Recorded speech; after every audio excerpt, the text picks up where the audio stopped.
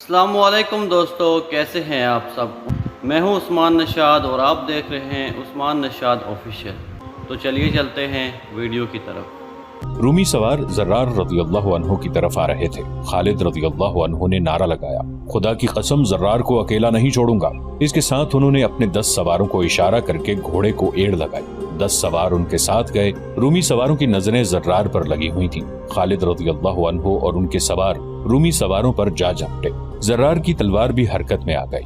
رومیوں نے مقابلہ کرنے کی کوشش کی، لیکن خالد رضی اللہ عنہ اور ان کے سواروں کی تیزی اور تندی نے رومیوں کی ایک نہ چلنے دی اور سب کٹ گئے۔ رومی سالاروں نے اسے اپنی بے عزتی سمجھا اور مزید آدمیوں کو انفرادی مقابلوں کے لیے آگے بھیجنے لگے۔ زرار نے ان میں سے 2-3 کو ہلاک کر دیا۔ مقابلے کے لیے آگے آنے والے ہر رومی کے ساتھ زرار ہی مقابلہ کرنا چاہتے تھے، لیکن خالد رضی اللہ عنہ نے انہیں پیچھے بلا لیا اور دوسرے مجاہدین جن کے تاریخوں میں نام نہیں کو باری باری آگے بھیجا۔ ہر مقابلے میں مجاہدین فاتح رہے۔ دونوں فوجوں کے درمیان بہت سے رومیوں کی لاشیں پڑی تھی۔ مورخوں کے مطابق یہ مقابلے کم و بیش 2 گھنٹے جاری رہے اور سورج اس مقام پر آ گیا جس مقام پر خالد رضی اللہ عنہ چاہتے تھے کہ آ جائے تو حملہ کریں۔ مقابلوں کے دوران تیر انداز اور فلاخن سے پتھر پھینکنے والے خاموش کھڑے تھے۔ مقابلہ ابھی جاری تھا۔ خالد رضی اللہ عنہ نے حملے کا حکم دے دیا۔ یہ عام قسم کا حملہ تھا جسے حلہ یا چارج کہا جاتا ہے۔ اس سے پہلے رومی تیر انداز اور فلاخن بہت بڑی رکاوٹ تھے۔ انہیں خاموش دیکھ کر خالد رضی اللہ عنہ نے حملہ کیا تھا۔ حملہ اتنا زوردار تھا اور مجاہدین میں اتنا قہر بھرا ہوا تھا کہ رومی سالار اعلیٰ وردان کو کوئی چال چلنے کی مہلت ہی نہ ملی۔ وہ اپنے لشکر کے آگے کھڑا مقابلے دیکھ رہا تھا۔ اس نے پیچھے کو بھاگ کر اپنی جان بچائی۔ توقع یہ تھی کہ وردان اپنی تعداد کی افراد کے بلبوتے پر اپنے پہلوؤں کو آگے بڑھا کر خالد رضی اللہ عنہ کے پہلوؤں سے آگے نکلنے اور عقب میں آنے کی کوشش کرے گا، لیکن اسے اتنا ہوش ہی نہیں تھا۔ اس نے اپنے لشکر کو پھیلانے کی بجائے اس کی گہرائی زیادہ کر دی تھی، یعنی دستوں کے پیچھے دستے رکھے تھے۔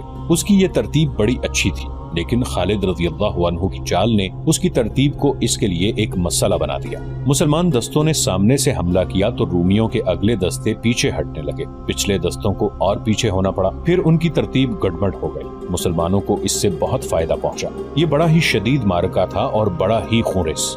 سورج مغرب کی سمت ڈھل گیا تھا۔ خالد رضی اللہ عنہ نے محسوس کیا کہ مجاہدین تھک گئے ہوں گے۔ انہوں نے مجاہدین کو معرکے سے نکلنے کا حکم دیا۔ ایسے لگا کہ رومی سالار بھی یہی چاہتے تھے۔ انہوں نے اپنے دستوں کو پیچھے ہٹانا بہتر سمجھا۔ جب دونوں فوجیں پیچھے ہٹیں تو پتہ چلا کہ رومی ہزاروں کی تعداد میں مارے گئے ہیں اور زخمیوں کی تعداد بھی بے شمار ہے۔ اس کے مقابلے میں مسلمانوں کا نقصان بہت ہی تھوڑا تھا۔ سورج غروب ہونے کو تھا، اس لیے دونوں میں سے کوئی بھی فوج حملہ نہیں کر سکتی تھی۔ اس طرح پہلے روز کی جنگ ختم ہو گئی۔ رات کو دونوں فوجوں کے سالاروں نے اپنے اپنے نائب سالاروں وغیرہ کو بلایا اور اپنے اپنے نقصان کا جائزہ لینے لگے اور اگلی کارروائی کے متعلق سوچنے لگے۔ رومیوں کے سالار اعلیٰ وردان کی کانفرنس میں گرما گرمی زیادہ تھی۔ وردان نے صاف کہہ دیا تھا کہ جنگ کی یہی صورتحال رہی جو آج ہو گئی تھی تو نتیجہ ظاہر ہے کیا ہوگا، اور اس نتیجے کا نتیجہ کیا ہوگا؟ کیا میں نے پہلے نہیں کہہ دیا تھا؟ وردان کے سالار قبخولار نے کہا، میں اب بھی کہتا ہوں کہ اور زیادہ سوچو اور وجہ معلوم کرو کہ ہر میدان میں فتح مسلمانوں کی ہی کیوں ہوتی ہے اور وہی خوبی ہماری فوج میں کیوں پیدا نہیں ہوتی؟ آج کی لڑائی دیکھ کر مجھے اپنی فتح مشکوک نظر آنے لگی ہے۔ کیا تو یہ کہنا چاہتا ہے کہ ہم میدان چھوڑ کر بھاگ جائیں؟ وردان نے کہا، میں تم سب کو کہتا ہوں کہ اپنی اپنی رائے اور مشورہ دو کہ ہم مسلمانوں کو کس طرح شکست دے سکتے ہیں۔ قبخولار کے ہونٹوں پر عجیب سی مسکراہٹ آ گئی۔ اس نے کچھ بھی نہ کہا اور دوسرے سالار اپنی آراء اور مشورہ دینے لگے۔ ان سالاروں کے مشورے مختلف تھے، لیکن ایک بات مشترک تھی۔ سب کہتے تھے کہ مسلمانوں کو شکست دینی ہے اور ایسی شکست کہ ان سے زندہ وہی رہے جو جنگی قیدی ہو۔ اگر خالد ان کا سالار نہ ہو تو انہیں شکست دینا آسان ہو جائے۔ ایک سالار نے کہا، وہ جدھر جاتا ہے اس کی شہرت اور دہشت اس کے آگے آگے جاتی ہے۔ ہمیں تسلیم کرنا چاہیے کہ مسلمانوں کے اس سالار میں اتنی زیادہ جنگی مہارت ہے جو بہت کم سالاروں میں ہوتی ہے۔ میں ایک مشورہ دینا چاہتا ہوں۔ سب متوجہ ہوئے۔ مسلمانوں کو خالد سے محروم کر دیا جائے، اس نے کہا، اور اس کا طریقہ ایک ہی ہے، قتل۔ کل کی لڑائی میں اسے قتل کرنے کی کوشش کی جائے۔ وردان نے کہا، یہ مشورہ کوئی مشورہ نہیں، لڑائی میں ابھی تک اسے کوئی قتل نہیں کر سکا۔ مشورہ دینے والے سالار نے کہا، میری تجویز یہ ہے کہ ہماری طرف سے ایک ایلچی خالد کے پاس جائے اور کہے کہ ہم مزید خون خرابہ روکنا چاہتے ہیں، ہمارے پاس آؤ اور ہمارے ساتھ بات چیت طے کر لو۔ وہ جب ہمارے سالار اعلیٰ وردان سے ملنے آ رہا ہو تو کم از کم 10 آدمی راستے میں گھات میں بیٹھے ہوں۔ وہ خالد کو اس طرح قتل کریں کہ اس کے جسم کی بوٹی بوٹی کر دیں۔ بہت اچھی تجویز ہے، وردان نے کہا، میں ابھی اس کا بندوبست کرتا ہوں۔ داؤد کو بلاؤ۔ تھوڑی ہی دیر بعد ایک عیسائی جس کا نام تاریخوں میں داؤد لکھا ہے وردان کے سامنے کھڑا تھا۔ داؤد، وردان نے کہا، ابھی مسلمانوں کی خیمہ گاہ میں جاؤ اور ان کے سپہ سالار خالد بن ولید کو ڈھونڈ کر اسے بتانا کہ میں رومیوں کے سالار کا ایلچی ہوں۔ اسے میری طرف سے یہ پیغام دینا کہ ہم اس کے ساتھ صلح کی بات کرنا چاہتے ہیں۔ وہ ہمارے پاس کل صبح آئے اور ہمارے ساتھ بات کرے کہ کن شرائط پر صلح ہو سکتی ہے۔ اسے یہ بھی کہنا کہ اس بات چیت میں صرف وہ اور میں اکیلے ہوں گے، ہم دونوں کے ساتھ ایک بھی محافظ نہیں ہوگا۔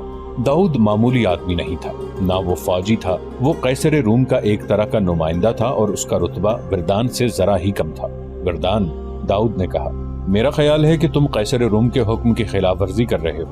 کیا شہنشاہ ہرقل نے یہ حکم نہیں بھیجا تھا کہ مسلمانوں کو تباہ و برباد کر دو؟ میں سمجھ نہیں سکتا کہ تم صلح اور شرائط کی بات کس کے حکم سے کر رہے ہو۔ میں صلح کا پیغام لے کر نہیں جاؤں گا، پھر تمہیں اپنے راز میں شریک کرنا پڑے گا۔ وردان نے کہا، میں مسلمانوں کو تباہ و برباد کرنے کا ہی منصوبہ بنا رہا ہوں۔ میں خالد بن ولید کو صلح کا دھوکہ دے رہا ہوں۔ وہ اگر آ گیا تو مجھ تک اس کی لاش پہنچے گی۔ میں نے راستے میں اس کے قتل کا انتظام کر رکھا ہے۔ ہاں، اگر یہ کام کرنا ہے تو میں تمہارے ساتھ ہوں، داؤد نے کہا۔ میں ابھی جاتا ہوں۔ داؤد مسلمانوں کے کیمپ میں چلا گیا۔ ہر طرف چھوٹی بڑی مشعلیں جل رہی تھیں۔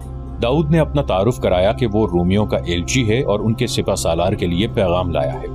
اسے اسی وقت خالد رضی اللہ عنہ کے خیمے تک پہنچا دیا گیا۔ داؤد آداب بجا لایا اور اپنا تعارف کرا کے وردان کا پیغام دیا۔ خیمے میں مشعلوں کی روشنی تھی۔ خالد رضی اللہ عنہ نے داؤد سے اتنا بھی نہ کہا کہ وہ بیٹھ جائے۔ وہ خالد رضی اللہ عنہ کے سامنے کھڑا رہا۔ خالد رضی اللہ عنہ آہستہ آہستہ اٹھے اور اس کے تھوڑا اور قریب چلے گئے۔ ان کی نظریں داؤد کی آنکھوں میں گڑ گئی تھیں۔ انہوں نے داؤد سے کچھ بھی نہ کہا اور اس کی آنکھوں میں آنکھیں ڈالے دیکھتے رہے۔ خالد رضی اللہ عنہ دراز قد اور قوی ہیکل تھے۔ ان کی شخصیت کا پرتو ان کی آنکھوں کی چمک میں تھا۔ اس دور کی تحریروں سے پتہ چلتا ہے کہ خالد رضی اللہ عنہ کی آنکھوں کا سامنا کوئی مضبوط دل گردے والا ہی کر سکتا تھا۔ یہ ایمان کا جلال تھا اور آنکھوں کی اس چمک میں عشق رسول صلی اللہ علیہ وآلہ وسلم رچا بسا تھا۔ اس کے علاوہ خالد رضی اللہ عنہ شام کے علاقے میں خوف و ہراس کا ایک نام بن گیا تھا۔ خالد رضی اللہ عنہ داؤد کو دیکھے جا رہے تھے۔ داؤد کا ضمیر مجرمانہ تھا۔ وہ خالد رضی اللہ عنہ کی نظروں کی تاب نہ لا سکا۔ مورخ لکھتے ہیں کہ خالد رضی اللہ عنہ کے چہرے پر 1 یا 2 زخموں کے نشان تھے، جن سے ان کا چہرہ بگڑا تو نہیں تھا، لیکن زخموں کے نشانات کا اپنا ہی ایک تاثر تھا جو داؤد کے لیے غالباً دہشت ناک بن گیا تھا۔ اے عربی سالار، داؤد بوکھلائے ہوئے لہجے میں بولا، میں فوجی نہیں ہوں، میں ایلچی ہوں۔ سچ بول داؤد، خالد رضی اللہ عنہ نے اس کے ذرا اور قریب آ کر کہا، تو ایک جھوٹ بول چکا ہے، اب سچ بول اور اپنی جان سلامت لے جا۔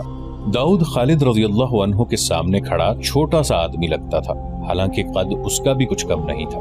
اے عربی سالار، داؤد نے اپنے جھوٹ کو دہرایا، میں صلح کا پیغام لے کر آیا ہوں اور اس میں کوئی دھوکہ نہیں ہے۔ اگر تو دھوکہ دینے آیا ہے تو میری بات سن لے، خالد رضی اللہ عنہ نے کہا۔ جتنی مکاری اور عیاری ہم لوگوں میں ہے اتنی تم میں نہیں۔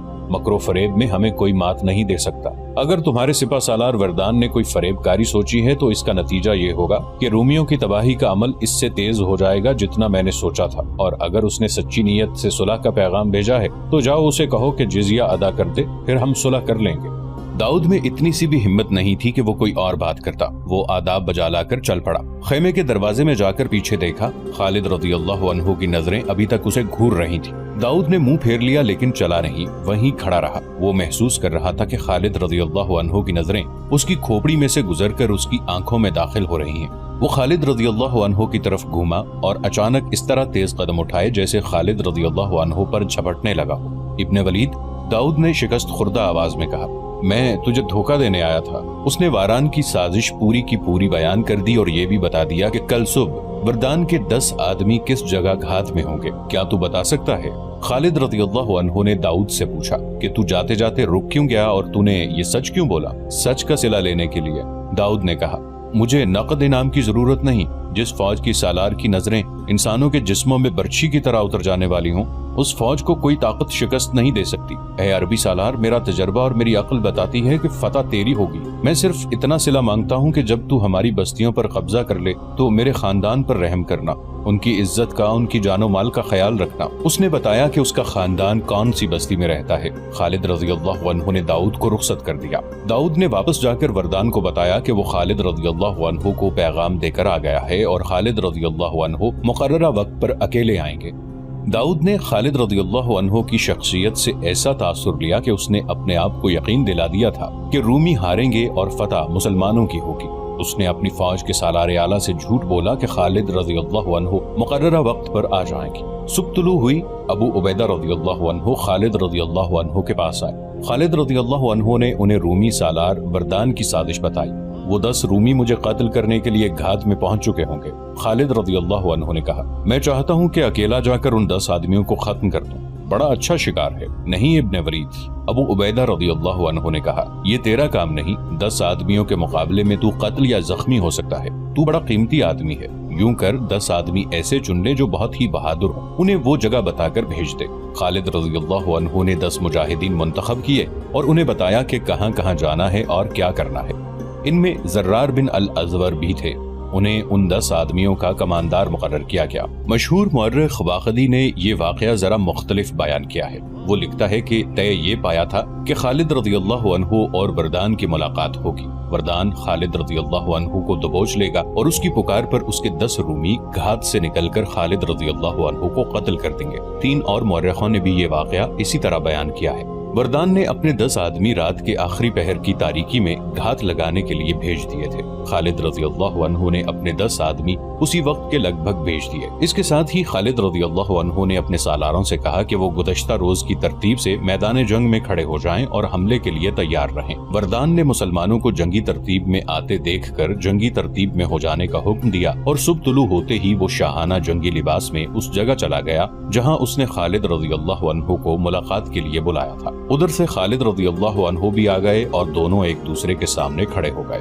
और अरब के बद्दू बरदान ने खालिद रज़ियल्लाहु अन्हु से कहा, तू और तेरे लोग अरब में भूखे मरते हैं और तू कैसरे रूम की शाही फौज के मुकाबले में आ गया है। और लुटेरे, क्या मैं नहीं जानता कि तुम लोग वहाँ मुफलसी की बदतरीन जिंदगी गुजारते हो? और रूमी कुत्ते, खालिद रज़ियल्लाहु अन्हु ने गज़बनाक आवाज में कहा, मैं तुझे आखिरी बार कहता हूँ, इस्लाम कबूल कर ले या जिज़िया अदा कर। बरदान ने झपट कर खालिद रज़ियल्लाहु अन्हु को अपने बाजुओं में जकड़ लिया। आओ आओ। बरदान ने अपने 10 आदमियों को पुकारा जो करीब कहीं छुपे हुए थे। खालिद रज़ियल्लाहु अन्हु कम ताकतवर तो नहीं थे, लेकिन वरदान भी ताकत में कुछ कम न था। खालिद रज़ियल्लाहु अन्हु ने बहुत जोर लगाया कि वरदान से जरा सा आजाद हो जाएं ताकि तलवार न्याम से निकाल सकें, लेकिन कामयाब न हो सके।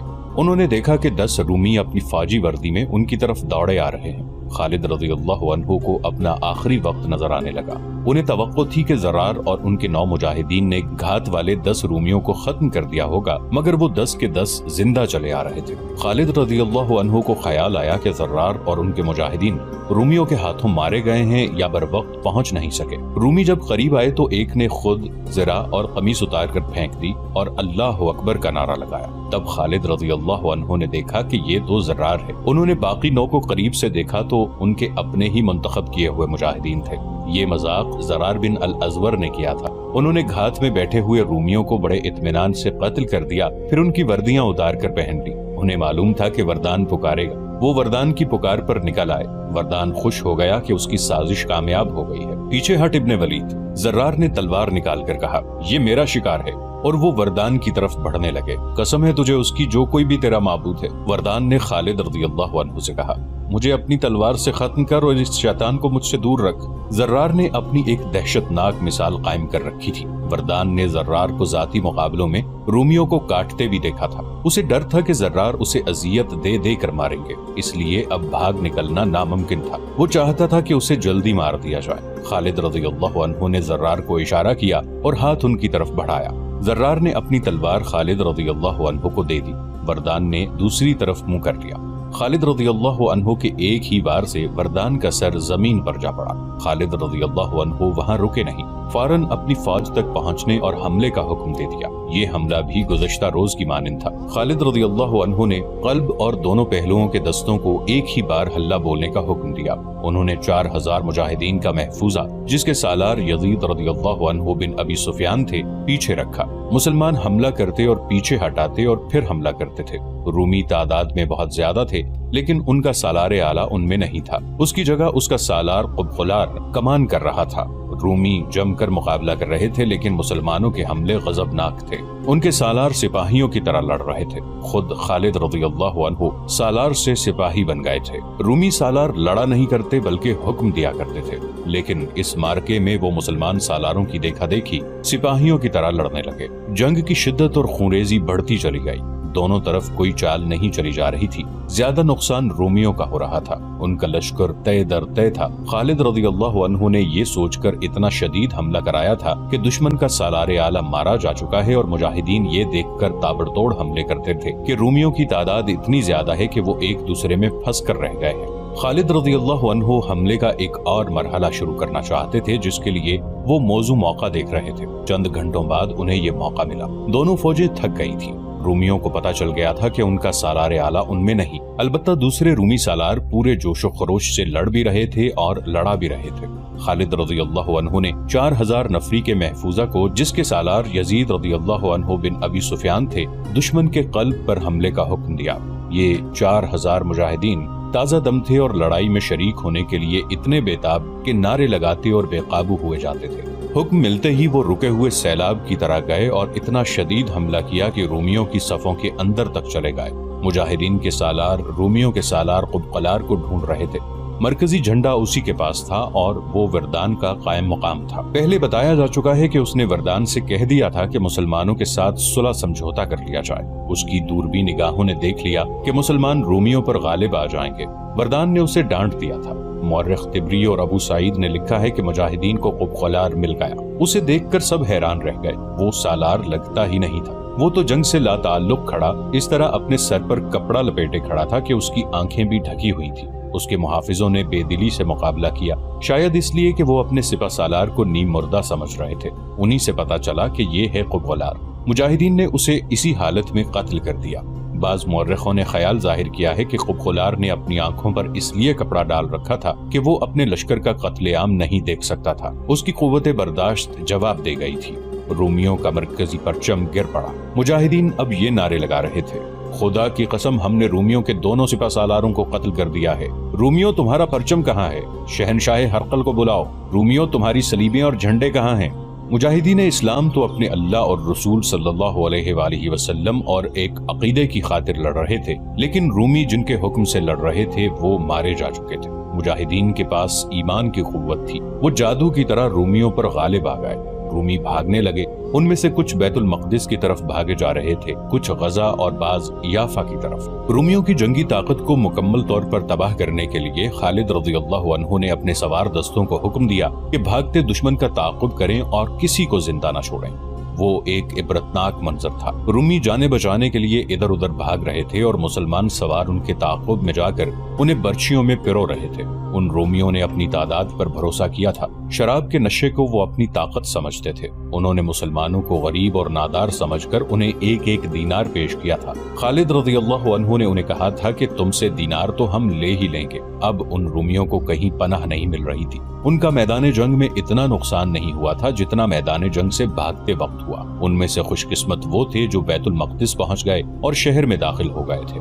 یہ قتل عام اس وقت رکا جب سورج غروب ہو گیا اور اندھیرا اتنا کہ سواروں کو اپنے گھوڑوں کے سر نظر نہیں آتے تھے۔ اس وقت خالد رضی اللہ عنہ اپنے خیمے میں تھے۔ انہیں بتایا گیا کہ داؤد نام کا ایک عیسائی عرب ان سے ملنے آیا ہے۔ خالد رضی اللہ عنہ نام سنتے ہی باہر کو دوڑے۔ خدا کی قسم داؤد، خالد رضی اللہ عنہ اسے گلے لگا کر بولے، تو نے میری فتح آسان کر دی ہے۔ ناظرین، بندوں کا شکریہ ادا کرنا بھی اعلیٰ اخلاق کی علامت ہوتی ہے۔ کوئی بھی انعام کافی نہیں ہو سکتا جو میں تجھے دوں۔ کہاں ہیں تیرے بیوی بچے؟ کسی نے ان پر ہاتھ تو نہیں اٹھایا؟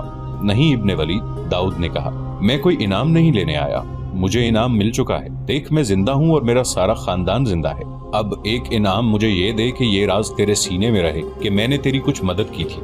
روم کی شہنشاہی زندہ ہے، ابھی تو اس شہنشاہی میں داخل ہوا ہے، تیرا راز قیصر روم تک نہیں پہنچے گا۔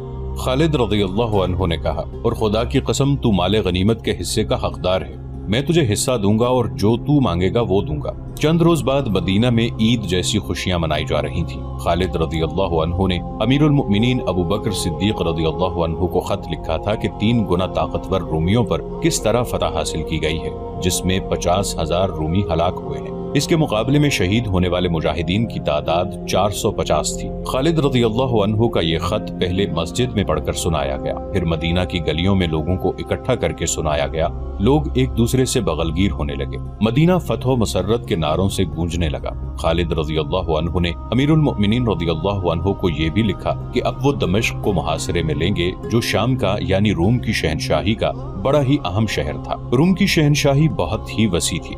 جب مدینہ اور گرد و نواح کے لوگوں کو یہ خبر ملی کہ خالد رضی اللہ عنہ رومیوں پر ایک فتح حاصل کر کے دمشق کی طرف بڑھ رہے ہیں، تو کئی مسلمان خالد رضی اللہ عنہ کی فوج میں شامل ہونے کے لیے تیار ہو گئے۔ ان میں ابو سفیان رضی اللہ عنہ بھی تھے، جو مشہور شخصیت تھے۔ وہ اپنی بیوی ہند کے ساتھ روانہ ہو گئے۔ 1352 سال پہلے ماہ اگست کے ایک روز جب مدینہ میں مسلمان اجنادین کی فتح پر خوشیاں منا رہے تھے، مدینہ سے دور، بہت ہی دور شمال میں روم کی شہنشاہی کے ایک اہم شہر خمس پر مایوسی اور ماتم کی سیاہ کالی گھٹا چھا گئی تھی۔ رومیوں کے شہنشاہ ہرقل کے محل میں قہر اور غضب کی آوازیں گرج رہی تھیں۔ بصرہ کی شکست کی خبر لے کر جانے والا قاصد اگر وہاں سے کھسک نہ آتا تو ہرقل غصے میں اس کا سر کاٹ دیتا۔ ہمارے سپہ سالار وردان کو کیا ہو گیا تھا؟ شہنشاہ ہرقل نے غضبناک آواز میں پوچھا۔ مارا گیا ہے، اسے کانپتی ہوئی آواز میں جواب ملا۔ اور وہ قبقلار، وہ کہتا ہے کہ میری تلوار کی ہوا سے ہی دشمن کٹ جاتا ہے، وہ بھی مارا گیا ہے۔ اور فاموس، وہ لڑائی سے پہلے ذاتی مقابلے میں مارا گیا تھا۔ شہنشاہ ہرقل نے ان تمام سالاروں کے نام لیے جو اجنادین کی لڑائی میں شامل تھے اور جن کی بہادری اور جنگی قیادت پر اسے بھروسہ تھا۔ اسے یہی جواب ملا کہ مارا گیا ہے یا شدید زخمی ہو گیا ہے۔ وہ سب ہلاک یا زخمی نہیں ہوئے تھے، ان میں سے بعض بھاگ گئے تھے اور اب مسلمان دمشق کی طرف بڑھ رہے ہیں۔ شہنشاہ ہرقل کو بتایا گیا۔ دمشق کی طرف؟ اس نے ہڑبڑا کر کہا، نہیں نہیں، میں انہیں دمشق تک پہنچنے نہیں دوں گا، وہ دمشق ہم سے نہیں لے سکتے، وہاں میرا شیر موجود ہے، توما، دمشق کا سالار توما ہے۔ ہرقل تیز تیز قدم اٹھاتا اپنے شاہانہ کمرے میں چل رہا تھا اور اپنی ایک ہتھیلی پر دوسرے ہاتھ کے مکے مارے جا رہا تھا۔ اس کے خوشامدی درباریوں، خاص خادموں اور اس کی خدمت میں حاضر رہنے والی بڑی حسین لڑکیوں کو معلوم تھا کہ جب شہنشاہ پریشانی، یاسیت اور غصے کی کیفیت میں ہوتا ہے تو سب سے زیادہ خوبصورت لڑکی شراب پیش کرتی ہے۔ ایک لڑکی جو باریک ریشمی لباس میں برہنہ لگتی تھی، چاندی کے پیالے میں شراب لے کر آئی اور اشتعال انگیز ادا سے ہرقل کے سامنے گئی۔ ہرقل بکھرے ہوئے سانڈ کی طرح پھنکار رہا تھا۔ اس نے لڑکی کے ہاتھوں میں تشتری دیکھ کر بڑے زور سے تشتری کے نیچے ہاتھ مارا۔ شراب کا پیالہ لڑکی کے منہ پر لگا، تشتری چھت تک جا کر واپس آئی۔ ہرقل نے لڑکی کو دھکا دیا تو وہ دروازے میں جا پڑی۔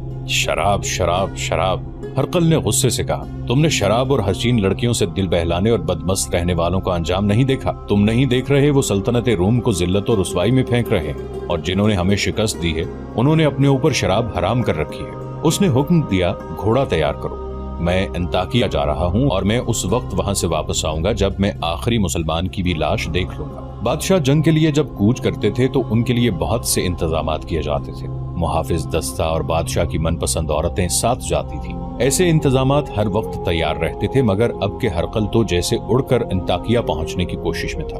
اس کے کوچ کے انتظامات کرنے والوں پر قیامت ٹوٹ پڑی اور وہ انتظامات میں مصروف ہو گئے۔ خالد رضی اللہ عنہ اجنادین میں 7 روز رہے۔ انہوں نے اپنے سالاروں سے کہا کہ دشمن کو کہیں سستانے اور دم لینے کی مہلت نہ دو، اسے اتنی مہلت نہ دو کہ وہ اپنی بکھری ہوئی جمعیت کو اکٹھا کر سکے۔ اس اصول کے تحت دمشق کی طرف ان کا کوچ بہت تیز تھا۔ انہوں نے اپنے جاسوس پہلے بھیج دیے تھے۔ اب خالد رضی اللہ عنہ نے جاسوسی کا نظام مزید بہتر بنا دیا تھا۔ وہ اس حقیقت کو نظر انداز نہیں کر سکتے تھے کہ قیصر روم کی سلطنت بہت وسیع ہے اور اس کے مطابق اس کی فوج بھی زیادہ ہے اور برتر بھی۔ ایسی فوج پر غلبہ پانے کے لیے ان کے احوال و قوائف کا قبل از وقت معلوم کرنا ضروری تھا، اور اتنا ہی ضروری ان علاقوں کے خد و خال کا جاننا تھا جہاں جہاں اس فوج کے دستے موجود تھے۔ ان کی نقل و حرکت کے متعلق قبل از وقت معلومات حاصل کرنا بھی سود مند تھا۔ راستے میں بیت المقدس آتا تھا۔ خالد رضی اللہ عنہ نے اس اہم شہر کو نظر انداز کر دیا اور اس سے کچھ فاصلے سے آگے چلے گئے، لیکن ایک مقام کو نظر انداز کرنا مشکل تھا۔ اس بستی کا نام فحل تھا، جو ایک مضبوط قلعہ تھا۔ خالد رضی اللہ عنہ اس کے قریب پہنچے تو ایک فقیر نے، جو پاگل لگتا تھا، خالد رضی اللہ عنہ کا راستہ روک لیا۔ خالد رضی اللہ عنہ بن ولید نے اسے اپنے پاس بلایا۔ کیا خبر لائے ہو؟ خالد رضی اللہ عنہ نے اس نے پوچھا۔ وہ خالد رضی اللہ عنہ کا جاسوس تھا۔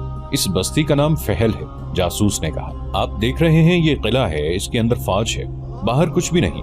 رومیوں سے ہماری جہاں کہیں بھی ٹکر ہوگی، اس قلعے سے رومیوں کو کمک اور دیگر مدد ملے گی۔ خالد رضی اللہ عنہ نے اس قلعے کا محاصرہ ضروری نہ سمجھا، وہ اپنی نفری کم نہیں کرنا چاہتے تھے۔ دمشق کی تسخیر کوئی معمولی مہم نہیں تھی، بلکہ اپنی شکست کے امکانات بڑھتے جا رہے تھے۔ خالد رضی اللہ عنہ نے اپنے ایک نائب سالار ابو الاور کو بلایا اور اسے حکم دیا کہ وہ ایک سوار دستہ اپنے ساتھ رکھے اور فہل کے قریب کہیں تیاری کی حالت میں موجود رہے۔ یہاں سے فوج باہر نکلے تو تیروں کی بوچھاڑیں مارے اور کسی کو باہر نہ نکلنے دے۔ خالد رضی اللہ عنہ وہاں رکے نہیں۔ ابو الاور نے ایک سوار دستہ وہیں روک لیا اور اس قلعے بند بستی کے جتنے دروازے تھے ان سب کے سامنے سوار متعین کر دیے۔ سواروں کو گھوڑوں سے اترنے کی اور محدود سے فاصلے تک گھومنے پھرنے کی اجازت دے دی گئی۔ خالد رضی اللہ عنہ کی فوج، جس کی تعداد 32,000 سے کم ہو گئی تھی، بظاہر بے ترتیب قافلے کی صورت میں دمشق کی جانب جا رہی تھی، لیکن اس کے ہر دستے کو اپنے فرائض کا علم تھا۔ ان میں ہراول دستہ بھی تھا اور اس میں عقب اور پہلوؤں کے حفاظتی دستے بھی تھے، اور یہ تمام دستے چکنے ہو کر چلے جا رہے تھے۔ کسی بھی جگہ اور کسی بھی وقت ان پر حملہ ہو سکتا تھا۔ داؤد عیسائی نے خالد رضی اللہ عنہ کو خبردار کیا تھا کہ وہ ابھی روم کی شہنشاہی میں داخل ہوئے ہیں اور اس شہنشاہی کی حدود بہت وسیع ہے۔ اس وقت تک رومی فوج کے دستے جہاں جہاں تھے وہاں ہرقل کا یہ حکم پہنچ چکا تھا کہ مسلمانوں کی فوج کو روکا جائے۔ اس حکم کے تحت دمشق کی طرف جانے والے راستوں پر رومیوں نے اپنے جاسوس بھیج دیے تھے۔ دریائے یرموک کے کنارے وقوسا ایک قصبہ تھا۔ کسی رومی جاسوس نے خالد رضی اللہ عنہ کے لشکر کو آتے دیکھ لیا اور پیچھے جا کر اطلاع دی۔ جب خالد رضی اللہ عنہ وقوسا کے قریب پہنچے تو رومی فوج کے بہت سے دستے خالد رضی اللہ عنہ کا راستہ روکنے کے لیے تیار کھڑے تھے۔ مورخوں نے لکھا ہے کہ اجنادین کی لڑائی سے بھاگے ہوئے کئی رومی فوجی وقوسا پہنچ چکے تھے۔ انہیں بھی ان دستوں میں شامل کر لیا گیا تھا جو مسلمانوں کو روکنے کے لیے جنگی ترتیب میں کھڑے تھے، مگر ان میں لڑنے کا جذبہ سرد تھا، کیونکہ ان پر مسلمانوں کا خوف طاری تھا۔ جن کمانداروں اور سپاہیوں نے ابھی مسلمانوں سے جنگ نہیں لڑی تھی، وہ اجنادین کے بھگوڑوں سے پوچھتے تھے کہ مسلمان لڑنے میں کیسے ہیں۔ دیکھ لو، انہیں کچھ اس قسم کے جواب ملے۔ 30,000 نے 90,000 کو اس طرح شکست دی ہے کہ سپہ سالار سے چھوٹے سے سالار تک ایک بھی زندہ نہیں۔ انہوں نے ہماری آدھی نفری مار ڈالی ہے، زخمیوں کا کوئی حساب ہی نہیں۔ مت پوچھو دوستو، مت پوچھو، میں تو انہیں انسان سمجھتا ہی نہیں۔ ان کے پاس کوئی جادو ہے یا وہ جنات جیسی کوئی مخلوق ہے؟ ان کا ایک ایک آدمی 10 آدمیوں کا مقابلہ کرتا ہے، ان کے سامنے کوئی جم کر لڑ ہی نہیں سکتا۔ پوچھتے کیا ہو، وہ آ رہے ہیں، خود دیکھ لینا۔ وہ آئے اور انہوں نے دیکھ لیا کہ مسلمان جو بے ترتیب قافلے کی طرح آ رہے تھے، دیکھتے ہی دیکھتے وہ جنگی ترتیب میں ہو گئے۔ عورتیں اور بچے پیچھے رہ گئے اور ان کا حفاظتی دستہ اپنی جگہ پر چلا گیا۔ خالد رضی اللہ عنہ اپنے محافظوں وغیرہ کے ساتھ آگے ہو گئے اور دونوں فوجیں آمنے سامنے آ گئیں۔ پہلے بیان ہو چکا ہے کہ خالد رضی اللہ عنہ کی جنگی چالوں کا اور مجاہدین کو لڑانے کا انداز ایسا تھا کہ دشمن بوکھلا جاتا، پھر مسلمانوں کے حملے کی شدت سے دشمنوں کے سپاہیوں پر خوف طاری ہو جاتا تھا۔ ان میں سے جو سپاہی بھاگ نکلتے تھے وہ جہاں جاتے اس خوف کو اپنے ساتھ لے جاتے اور فوج میں پھیلاتے تھے۔ یہ ثابت کرنے کے لیے کہ وہ بلا وجہ نہیں بھاگے، وہ اس خوف کو مبالغے سے اور ایسے طریقے سے بیان کرتے کہ سننے والے یہ سمجھ لیتے کہ مسلمانوں میں کوئی مافوق الفطرت قوت ہے۔ اس طرح خالد رضی اللہ عنہ نے دشمن پر ایک نفسیاتی اثر ڈال رکھا تھا جو ہر میدان میں ان کے کام آتا تھا۔ یہ قوت مافوق الفطرت ہی تھی جو عقیدے کی سچائی، ایمان کی پختگی اور جذبے کی شدت سے پیدا ہوئی تھی۔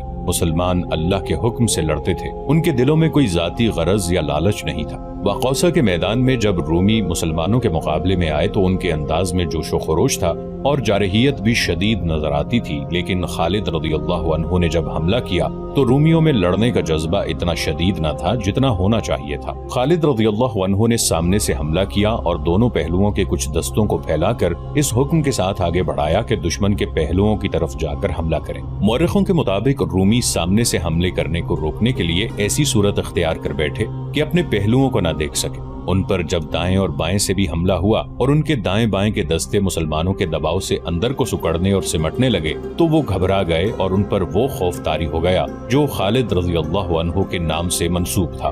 اس خوف نے رومیوں کے پاؤں اکھاڑ دیے۔ ان رومی دستوں کے لیے یہ حکم تھا کہ وہ مسلمانوں کو زیادہ سے زیادہ دنوں تک روکے رکھیں۔ وجہ یہ تھی کہ دمشق میں جو رومی فوج تھی اس میں دوسری جگہوں سے دستے بھیج کر اضافہ کیا جا رہا تھا۔ ہرقل اس کوشش میں تھا کہ اس کے یہ دستے مسلمانوں سے پہلے دمشق پہنچ جائیں۔ اس کے لیے ضروری تھا کہ وقوسا میں مسلمانوں کی فوج کو روک لیا جاتا اور ایسی لڑائی لڑی جاتی جو طول پکڑ جاتی۔ ایسی لڑائی کے طور طریقے مختلف ہوتے ہیں۔ خالد رضی اللہ عنہ نے رومیوں کو کچھ سوچنے کی مہلت ہی نہ دی۔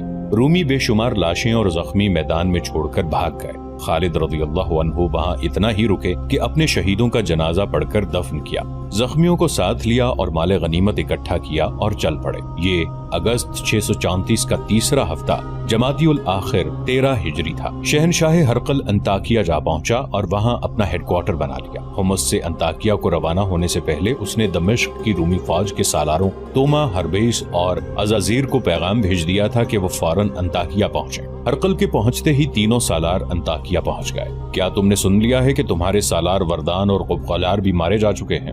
شہنشاہ ہرقل نے ان سے پوچھا، کیا تم بھی قیصر روم کی عظمت کو ذہن سے اتار دو گے؟ کیا تمہاری نظروں میں بھی صلیب کا تقدس ختم ہو چکا ہے؟ مسلمان ابھی تو ہمارے سامنے آئے ہی نہیں۔ سالار توما نے کہا، ہمیں ابھی نہ آپ نے آزمایا ہے نہ مسلمانوں نے، انہیں آنے دیں، میں آپ کی بیٹی کے آگے شرمسار نہیں ہوں گا۔ توما شہنشاہ ہرقل کا داماد تھا اور وہ دمشق کا سپہ سالار تھا۔ بڑا پکا مذہبی آدمی تھا اور اپنے مذہب عیسائیت کے فروغ اور تحفظ کے لیے سرگرم رہتا تھا۔ توما، ہرقل نے اسے کہا، تم مذہب میں اتنے مگن رہتے ہو کہ دمشق کے دفاع کی طرف پوری توجہ نہیں دے رہے۔ میں تو یہ سمجھتا ہوں کہ مذہب نہ رہا تو دمشق بھی نہیں رہے گا۔ توما نے کہا، کیا آپ نہیں جانتے کہ مسلمانوں کے خلاف جنگ بھی مذہب میں شامل ہے؟ میں یہاں اکیلا تو نہیں، جنگی معاملے سالار ہربیس کے پاس ہیں اور سالار عزازیر بھی میرے ساتھ ہے۔ کیا عزازیر فارسیوں کو اور پھر ترکوں کو کئی لڑائیوں میں شکستیں نہیں دے چکا؟ جتنا بھروسہ مجھے عزازیر پر ہے اتنا تم دونوں پر نہیں۔ ہرقل نے کہا، عزازیر تجربہ کار سالار ہے، تم دونوں کو ابھی ثابت کرنا ہے کہ تم عزازیر کے ہم پلہ ہو۔ عزازیر رومیوں کا بڑا ہی قابل اور دلیر سالار تھا۔ اس نے بہت سی لڑائیاں لڑیں اور ہر میدان میں فتح حاصل کی تھی۔ عربی زبان پر اسے اتنا ہی عبور حاصل تھا کہ وہ عربی بولتا تو شک ہوتا کہ عرب کا رہنے والا ہے۔ دمشق کی فوج کا کمانڈر دراصل وہی تھا۔ انطاکیہ میں کلوس نام کا ایک رومی سالار تھا، اسے ہرقل نے 5000 نفری کی فوج دے کر دمشق جانے کو کہا۔ شہنشاہ ہرقل، کلوس نے کہا، میں حلفیہ کہتا ہوں کہ میں آپ کے سامنے اس وقت آؤں گا جب میری برچی کی انی کے ساتھ مدینہ کے سالار خالد بن ولید کا سر ہوگا۔ تم مجھے صرف حلف سے خوش نہیں کر سکتے۔ ہرقل نے کہا، میں صرف ابن ولید کا سر نہیں، تمام مسلمانوں کی لاشیں دیکھنا چاہتا ہوں۔ فوراً دمشق پہنچو، وہاں کمک کی ضرورت ہے، سب چلے جاؤ اور دمشق کو بچاؤ۔ تمام سالار فوراً روانہ ہو گئے۔ ہرقل کا ایک مشیر خاص ہرقل کے پاس موجود رہا۔ شہنشاہ ہرقل، اس مشیر نے کہا، سالار کلوس کو دمشق نہ بھیجتے تو اچھا تھا، اگر اسے بھیجنا ہی تھا تو سالار عزازیر کو دمشق سے نکال لیتے۔ کیوں؟ کیا شہنشاہ بھول گئے ہیں کہ ان دونوں میں ایسی چپکلش ہے جو دشمنی کی صورت اختیار کر جایا کرتی ہے؟ مشیر نے کہا، ان کی آپس میں بول چال بند ہے۔ دراصل کلوس عزازیر کی اچھی شہرت سے حسد کرتا ہے، کوئی اور وجہ بھی ہو سکتی ہے۔ کیا تم یہ خطرہ محسوس کر رہے ہو کہ وہ لڑائی کے دوران ایک دوسرے کو نقصان پہنچانے کی کوشش کریں گے؟ ہرقل نے پوچھا۔ ہاں شہنشاہ روم، مشیر نے کہا، میں یہی خطرہ محسوس کر رہا ہوں۔ ایسا نہیں ہوگا، ہرقل نے کہا، انہیں یہ احساس تو ضرور ہوگا کہ وہ مل کر نہ لڑے تو بڑی بری شکست کھائیں گے، اور وہ مجھے خوش کرنے اور ایک دوسرے کو میری نظروں میں گرانے کے لیے جوش و خروش سے لڑیں گے، اور اگر انہوں نے ایک دوسرے کو نقصان پہنچانے کی کوشش کی تو انہیں یقیناً معلوم ہوگا کہ ان کی سزا کیا ہوگی۔ مشیر خاموش ہو گیا، لیکن اس کے چہرے پر پریشانی کے آثار پہلے سے زیادہ ہو گئے۔ خالد رضی اللہ عنہ کے مجاہدین دمشق کی جانب بڑھے جا رہے تھے۔ رومی سالار عزازیر نے دمشق پہنچتے ہی شہر کے دفاع کو مضبوط بنانا شروع کر دیا۔ دمشق کی شہر پناہ کے 6 دروازے تھے اور ہر دروازے کا ایک نام تھا۔ عزازیر نے دمشق کو محاصرے سے بچانے کا یہ انتظام کیا کہ زیادہ فوج شہر کے باہر رکھی تاکہ مسلمانوں کو شہر تک پہنچنے ہی نہ دیا جائے، انہیں شہر سے باہر ختم کر دیا جائے۔ شہر میں خاص طور پر منتخب کیے ہوئے دستے رکھے گئے، ان میں ایک محافظ دستہ تھا جسے جانباز دستہ کہا جاتا ہے۔ اس 1 میل سے کچھ زیادہ لمبے اور 4 فرلانگ چوڑے شہر کی آبادی میں اس خبر نے ہڑبونگ بپا کر دی تھی کہ مسلمان شہر کو محاصرے میں لینے آ رہے ہیں۔ اس خبر سے پہلے مسلمانوں کی دہشت شہر میں داخل ہو چکی تھی۔ سالار شہریوں کو بھی شہر کے دفاع کے لیے تیار کر رہے تھے، لیکن شہریوں سے انہیں تعاون نہیں مل رہا تھا۔ شہری تو اپنا مال و دولت اور اپنی جوان لڑکیوں کو چھپاتے پھر رہے تھے۔ ان میں سے بعض نے اپنے کنبوں کو اپنے ساتھ لے کر بھاگنے کی بھی کوشش کی، لیکن فوج نے انہیں روک لیا۔ مجاہدین کا لشکر دمشق سے زیادہ دور نہیں رہ گیا تھا۔ جاسوس جو آگے گئے ہوئے تھے وہ باری باری پیچھے آتے، رپورٹ دیتے اور پھر آگے چلے جاتے۔ اب مجاہدین کی جذباتی کیفیت ایسی تھی جیسے ان کا کوئی گھر نہ ہو، کوئی وطن نہ ہو، کوئی بیوی بچہ نہ ہو، بس اللہ ہی اللہ ہو، جس کے نام کا وہ ورد کرتے جاتے، یا چند مجاہدین مل کر کوئی جنگی ترانہ گاتے تھے۔ انہوں نے اپنا رشتہ اللہ کے ساتھ اور رسول اللہ صلی اللہ علیہ وآلہ وسلم کی روح مقدس کے ساتھ جوڑ دیا تھا۔ انہوں نے اپنی جانیں اللہ کی قربان گاہ پر رکھ دی تھی۔ رومیوں کے لیے وہ جسم تھے لیکن اپنے لیے وہ روحیں تھیں، اور اپنے جسموں اور تکالیف اور ضروریات سے وہ بے نیاز ہو گئے تھے۔ انہیں تو جیسے یہ بھی احساس نہیں رہا تھا کہ ان کی تعداد بہت کم ہے اور دشمن کی تعداد کئی گنا ہے۔ ان کے سپہ سالار خالد رضی اللہ عنہ کی جذباتی کیفیت بھی ایسی ہی تھی، لیکن تاریخ کے اس عظیم جرنیل کی نگاہ حقائق پر تھی۔ وہ سوچتے رہتے تھے کہ اتنی کم نفری کو اتنی زیادہ نفری کے خلاف کس طرح استعمال کیا جائے کہ مطلوبہ نتائج حاصل ہوں۔ انہوں نے رومیوں کو دیکھ لیا اور تسلیم کر لیا تھا کہ یہ ایک عمدہ فوج ہے۔ انہوں نے یہ بھی پیش نظر رکھا تھا کہ رومی اپنے ملک میں ہیں اور جو سہولتیں انہیں حاصل ہیں وہ ہمیں نہیں مل سکتی۔ شکست کی صورت میں مسلمانوں کے لیے وہاں کوئی پناہ نہیں تھی، اس صورت میں انہیں قید یا قتل ہونا تھا۔ ان احوال و قوائف کے پیش نظر خالد رضی اللہ عنہ نے اپنی فوج میں کچھ تبدیلیاں کی تھیں۔ ایک تو انہوں نے جاسوسی کے انتظامات اور ذرائع کو پہلے سے بہتر بنا کر انہیں منظم کر دیا۔ چند اور تبدیلیوں میں قابل ذکر یہ ہے کہ خالد رضی اللہ عنہ نے ایک سوار دستہ بنایا جس میں 4000 منتخب گھڑ سوار رکھے۔ یہ تیز رفتار اور متحرک دستہ تھا، اسے طلیحہ کہتے تھے۔ متحرک سے مراد یہ ہے کہ اس رسالے نے جم کر نہیں بلکہ بھاگتے دوڑتے اور ادھر ادھر ہو جاتے اور دشمن کو گھما پھرا کر لڑاتے جنگ میں شریک رہنا تھا۔ خالد رضی اللہ عنہ نے اس دستے کی کمان اپنے ہاتھ میں رکھی۔ دمشق کی جانب کوچ کے دوران یہ سوار دستہ مسلمانوں کے لشکر کے ہراول میں تھا۔ کوچ کا چوتھا دن تھا۔ ہراول کا یہ سوار دستہ ایک بستی مراج السفر کے قریب پہنچا تو آگے گئے ہوئے 2 جاسوس آئے۔ خالد رضی اللہ عنہ اس دستے کے ساتھ تھے۔ جاسوسوں نے انہیں بتایا کہ تھوڑی دور آگے رومی فوج تیاری کی حالت میں پڑاؤ کیے ہوئے ہے۔ جاسوسوں کے اندازے کے مطابق وہ مقام دمشق سے 12-13 میل دور تھا۔ مورخوں نے لکھا ہے کہ اس رومی فوج کی تعداد 12,000 تھی اور اس میں زیادہ تر سوار تھے۔ اس کے 2 سالار تھے، ایک عزازیر اور دوسرا کلوس۔ یہ وہی سالار تھے جن کی آپس میں دشمنی تھی۔ انہیں دمشق کے سپہ سالار توما نے اس منصوبے کے تحت بھیجا تھا کہ مسلمانوں کے لشکر کو دمشق تک نہ پہنچنے دیا جائے۔ اگر اسے تباہ نہ کیا جا سکے تو اتنا کمزور کر دیا جائے کہ وہ واپس چلا جائے۔ اگر یہ بھی نہ ہو سکے تو اتنی سی کامیابی ہر قیمت پر حاصل کی جائے کہ مسلمانوں کو زیادہ سے زیادہ دن دمشق سے دور رکھا جائے تاکہ دمشق کے دفاع کے لیے مزید دستے وہاں پہنچائے جا سکیں اور شہر میں اتنی خوراک پہنچا کر جمع کی جا سکے کہ محاصرہ طول پکڑ جائے تو شہر میں قحط کی صورت پیدا نہ ہو۔ خالد رضی اللہ عنہ کے لیے یہ مسئلہ پیدا ہو گیا تھا کہ ان کے ساتھ ہراول کا صرف یہ سوار دستہ تھا جس کی نفری 4000 تھی، باقی لشکر ابھی بہت دور تھا۔ ہراول کی رفتار تیز تھی۔ دشمن کی موجودگی کی اطلاع پر خالد رضی اللہ عنہ نے رفتار سست کر دی۔ اس کا ایک مقصد تو یہ تھا کہ پورا لشکر آ جائے اور دوسرا یہ کہ دشمن کے قریب شام کو پہنچیں تاکہ رات کو آرام کیا جا سکے اور الس صبح لڑائی شروع کی جائے۔ اگر جاسوس آگے گئے ہوئے نہ ہوتے تو خالد رضی اللہ عنہ لا علمی میں 4000 سواروں کے ساتھ دشمن کے سامنے جا پہنچتے، پھر صورتحال ان کے حق میں نہ رہتی۔ رومیوں کے اس 12,000 لشکر نے بڑی اچھی جگہ پڑاؤ ڈالا ہوا تھا۔ وہاں ایک وادی تھی جس میں گھنے درخت تھے اور ایک پہاڑی تھی۔ رومی اس پہاڑی کے سامنے اور وادی کے منہ میں تھے۔ انہوں نے لڑائی کے لیے یہ جگہ منتخب کی تھی جو ان کو کئی جنگی فائدے دے سکتی تھی۔ مسلمان اس پھندے میں آ سکتے تھے۔ خالد رضی اللہ عنہ نے اپنی رفتار ایسی رکھی کہ سورج غروب ہونے سے ذرا پہلے دشمن کے سامنے پہنچے۔ دشمن سے ان کا فاصلہ 1 میل کے لگ بھگ تھا۔ خالد رضی اللہ عنہ نے اپنے دستے کو روک لیا اور وہیں پڑاؤ کرنے کو کہا۔ سورج غروب ہو گیا، اس لیے یہ خطرہ نہ رہا کہ دشمن حملہ کر دے گا۔ جمادی الثانی 13 ہجری کے چاند کی 18ویں تاریخ تھی۔ آدھی رات کو چاندنی بڑی صاف تھی۔ خالد رضی اللہ عنہ پاپیادہ آگے چلے گئے۔ رومیوں کے سوار گشتی سنتری گشت پر تھے۔ خالد رضی اللہ عنہ ان سے بچتے پہاڑی تک گئے۔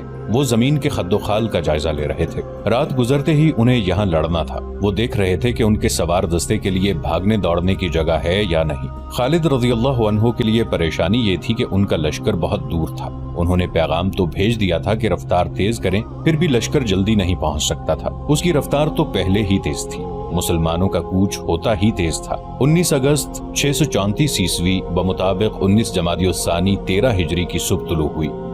فجر کی نماز سے فارغ ہوتے ہی خالد رضی اللہ عنہ نے اپنے سوار دستے کو جنگ کی تیاری کا حکم دے دیا۔ رومی بھی تیاری میں آ گئے۔ خالد رضی اللہ عنہ نے رومیوں کی ترتیب دیکھی تو انہیں شک ہوا کہ رومی حملے میں پہل نہیں کرنا چاہتے۔ خالد رضی اللہ عنہ بھی پہل کرنے کی پوزیشن میں نہیں تھے۔ انہیں اتنا وقت درکار تھا کہ باقی لشکر پہنچ جائے۔ خالد رضی اللہ عنہ نے رومیوں کا ارادہ معلوم کرنے کے لیے اپنے سوار دستے کے ایک حصے کو حملہ کر کے پیچھے یا دائیں بائیں نکل جانے کا حکم دیا۔ تقریباً 1000 گھوڑے سمندری طوفان کی موجوں کی طرح گئے۔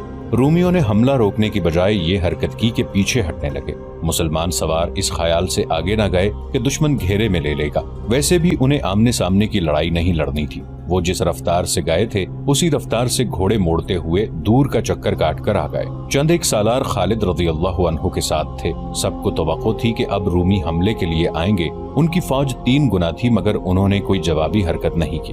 خدا کی قسم رومی کچھ اور چاہتے ہیں۔ خالد رضی اللہ عنہ نے اپنے سالاروں سے کہا، یہ ہمارے ساتھ کھیلنا چاہتے ہیں اور میں اپنے لشکر کے انتظار میں ہوں، ان کے ساتھ کھیلو ابن ولید۔ سالار زرار بن الازور نے کہا، یہ لڑنا نہیں چاہتے، ہمارا راستہ روکنا چاہتے ہیں اور انہیں شاید معلوم نہیں کہ ہمارا لشکر ابھی دور ہے۔ خالد رضی اللہ عنہ نے کہا، یہ بھی سوچ ابن ولید۔ سالار شرجیل رضی اللہ عنہ نے کہا، کیا یہ چوکس نہیں کہ ہمارا لشکر شاید کسی اور طرف سے ان پر حملہ کر دے گا؟ میں ان کا دھیان پھیر دیتا ہوں۔ خالد رضی اللہ عنہ نے کہا۔ رومیوں کی توجہ اپنی طرف کرنے کے لیے خالد رضی اللہ عنہ نے یہ طریقہ اختیار کیا کہ دشمن کو انفرادی مقابلوں کے لیے للکارا۔ پہلے بیان ہو چکا ہے کہ اس دور میں جب فوجوں کی لڑائی سے پہلے دونوں فوجوں میں سے ایک ایک آدمی سامنے آتا اور ان میں انفرادی لڑائی ہوتی تھی۔ خالد رضی اللہ عنہ نے زرار بن الازور، شرجیل رضی اللہ عنہ بن حسنہ اور امیر المؤمنین ابو بکر رضی اللہ عنہ کے بیٹے عبد الرحمن کو مقابلے کے لیے آگے کیا۔ یہ تینوں سالار تھے۔ وہ دونوں فوجوں کے درمیان جا کر گھوڑا دوڑانے اور دشمن کو للکارنے لگے۔ رومیوں کی صفوں سے 3 سوار نکلے، وہ بھی سالاری کے رتبے کے آدمی تھے۔ رومی جنگجو قوم تھی۔ اس قوم نے تاریخ ساز تیغزن اور شہسوار پیدا کیے ہیں۔ خالد رضی اللہ عنہ کے ان 3 سالاروں کے مقابلے میں جو رومی نکلے وہ زبردست لڑاکے تھے۔ کھلے میدان میں مقابلے شروع ہو گئے۔ یہ 3 جوڑیوں کا مقابلہ تھا۔ تینوں جوڑ الگ الگ ہو گئے۔ گھوڑے دوڑ رہے تھے، گھوم رہے تھے اور برچیوں سے برچیاں ٹکرا رہی تھیں۔ دونوں فوجوں کے نعرے گرج رہے تھے۔ گھوڑے اپنی اڑائی ہوئی گرد میں چھپتے جا رہے تھے۔ پھر گرد سے ایک گھوڑا نکلا، اس کا سوار ایک طرف لڑک گیا۔ گھوڑا بے لگام ہو کر ادھر ادھر دوڑ رہا تھا۔ وہ ایک رومی سالار تھا جو بڑا گہرا زخم کھا کر گھوڑے سے گر رہا تھا۔ رومیوں کی صفوں سے ایک گھوڑا سر پر دوڑتا نکلا اور گرتے ہوئے سوار کے پیچھے گیا۔ اس نے گھوڑے کے سوار کو گھوڑے کی پیٹھ پر کر دیا لیکن وہ مر چکا تھا۔ تھوڑی ہی دیر بعد ایک اور رومی سوار گرا، پھر تیسرا بھی گر پڑا۔ تینوں رومی مارے گئے۔ زرار بن الازور کا انداز وہی تھا کہ مقابلے میں اترتے ہی انہوں نے خود زرہ اور قمیص اتار کر پھینک دی تھی۔ مقابلہ ختم ہوا تو 3 رومیوں کی لاشیں ایک دوسرے سے دور دور پڑی تھیں۔ زرار، شرجیل اور عبد الرحمن رضی اللہ عنہم رومیوں کی اگلی صف کے قریب جا کر گھوڑے دوڑاتے اور انہیں للکارتے، رومیوں یہ لاشیں اٹھاؤ، آگے آؤ بزدلو، ہے کوئی اور موت کا طلبگار؟ ہم رومیوں کے قاتل ہیں، رومیوں یہ زمین تم پر تنگ ہو گئی ہے۔ ادھر مجاہدین اسلام نے وہ شور و غل بپا کر رکھا تھا کہ آسمان ہلنے لگتا تھا۔ ایک اور آدمی گھوڑا دوڑاتا میدان میں آیا اور اس نے تلوار لہرا کر گھوڑا چکر میں دوڑایا۔ عبد الرحمن بن ابی بکر اس کی طرف گئے تو زرار نے اپنے گھوڑے کو ایڑ لگائی اور چلائے، پیچھے رہے ابی بکر کے بیٹے، اسے میرے لیے چھوڑ دے۔ وہ عبد الرحمن کے قریب سے گزر گئے۔ رومی نے گھوڑا ان کی طرف موڑا لیکن زرار نے اس کے گھوڑے کو پوری طرح سے مڑنے بھی نہ دیا۔ انہوں نے تلوار کی نوک رومی کے پہلو میں اتار دی لیکن اتنی نہیں کہ وہ گر پڑتا۔ زرار نے اسے مقابلے کا موقع دیا تھا۔ اس نے مقابلہ کیا لیکن اس کا دم خم پہلے زخم سے ہی ختم ہو چکا تھا۔ زرار اس کے ساتھ کھیلتے رہے، آخر ایسا بھرپور وار کیا کہ وہ گھوڑے پر دوہرا ہوا اور پھر لڑک کر نیچے آ پڑا۔ مدینہ کے ان 3 سالاروں کے مقابلے میں چند اور رومی آئے اور مارے گئے۔ زرار، شرجیل اور عبد الرحمن نے صرف یہی نہیں کیا بلکہ رومیوں کی اگلی صف کے قریب جا کر گھوڑے دوڑاتے اور انہیں للکارتے تھے، بلکہ کوئی رومی صف سے آگے ہو کر ان کی تنزیہ للکار کا جواب دیتا تو وہ ان تینوں میں سے جس کے سامنے ہوتا اسے برچی یا تلوار سے ختم کر دیتا۔ اس طرح انہوں نے چند ایک رومیوں کو بھی زخمی اور قتل کیا۔ خالد رضی اللہ عنہ پہلے تو تماشا دیکھتے رہے، پھر وہ جوش میں آ گئے۔ انہوں نے گھوڑے کو ایڑ لگائی اور آگے چلے گئے۔ پیچھے آ جاؤ تم تینوں، خالد رضی اللہ عنہ نے بڑی بلند آواز میں کہا اور میدان میں گھوڑا دوڑانے لگے۔ ان کے ہاتھ میں برچی تھی۔ مورخوں نے ان کی للکار کے الفاظ لکھے ہیں، میں اسلام کا ستون ہوں، میں اللہ کے رسول صلی اللہ علیہ وآلہ وسلم کا صحابی ہوں، میں خالد بن ولید ہوں، میں اپنی فوج کا سپہ سالار ہوں، میرے مقابلے میں سپہ سالار آئے۔ واقدی اور طبری نے لکھا ہے کہ رومی سالاروں عزازیر اور قلوس کے درمیان چپقلش تھی۔ جب خالد رضی اللہ عنہ نے کہا کہ ان کے مقابلے میں سپہ سالار آئے تو رومی سالار عزازیر نے اپنے ساتھی سالار کلوس کی طرف دیکھا اور کہا کہ کلوس اپنے آپ کو سپہ سالار سمجھتا ہے، میں تو اس کے مقابلے میں کچھ بھی نہیں۔ کلوس یہ سن کر خاموش رہا اور مقابلے کے لیے آگے بھی نہ بڑھا۔ ہمارا سالار کلوس ڈر گیا ہے، عزازیر نے تنزیہ کہا۔ اس نے کلوس کو کچھ اور تانے بھی دیے۔ کلوس کا انداز بتا رہا تھا کہ وہ خالد رضی اللہ عنہ کے مقابلے میں ہچکچا رہا ہے، لیکن عزازیر اس پر تانوں کے تیر چلا رہا تھا۔ ان سے تنگ آ کر کلوس نے گھوڑا بڑھایا اور خالد رضی اللہ عنہ کی طرف گیا۔ 4 مورخوں نے متفقہ طور پر بیان کیا ہے کہ خالد رضی اللہ عنہ کے ہاتھ میں برچی تھی۔ کلوس ان کی طرف آیا تو ان کا انداز حملے والا نہیں تھا اور اس نے خالد رضی اللہ عنہ کو کچھ ایسا اشارہ کیا تھا جیسے کوئی بات کرنا چاہتا ہو۔ خالد رضی اللہ عنہ نے اس کے اشارے کی پرواہ نہیں کی۔ دشمن کا دوستانہ اشارہ دھوکہ بھی ہو سکتا تھا۔ خالد رضی اللہ عنہ نے اپنا گھوڑا اس کی طرف دوڑایا اور اس پر برچھی کا وار کیا۔ کلوس تجربہ کار جنگجو تھا، اس نے اپنے آپ کو اس وار سے صاف بچا لیا۔ خالد رضی اللہ عنہ نے آگے جا کر گھوڑا موڑا اور کلوس پر دوسرے حملے کے لیے گئے۔ اب کہ انہوں نے سنبھل کر کلوس کو برچھی ماری، کلوس نے اب پھر ان کا وار بیکار کر دیا۔ خالد رضی اللہ عنہ نے برچھی پھینک دی۔